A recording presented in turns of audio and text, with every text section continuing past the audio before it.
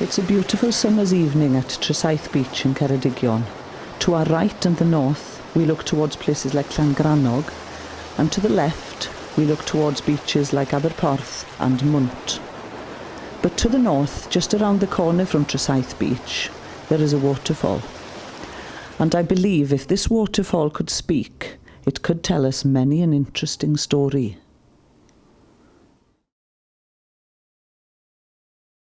During the Second World War, German submarines, or U-boats, would sail in quite close to the Welsh coastline, and smaller inflatable boats like this one would be dispatched to sail in to the shore to get fresh water from the waterfall at Tresaith.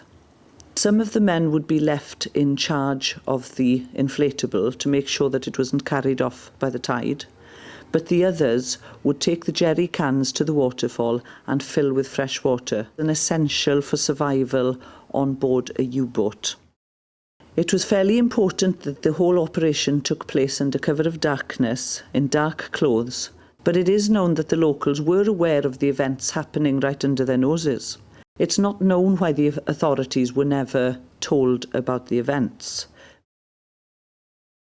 The men then would return to the inflatable with their jerry cans filled with fresh water, and of course by this time the inflatable would be a lot heavier and harder to row, but then they would return to the U-boat and disappear into the darkness.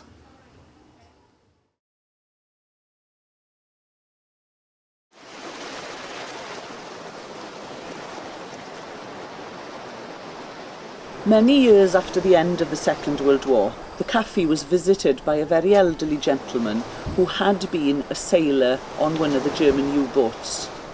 He was overheard giving his order at the counter by some friends of mine. They got into conversation with him and discovered that he was realising a lifelong ambition to return and rediscover Tresaith for its natural beauty when the world was a far more peaceful place.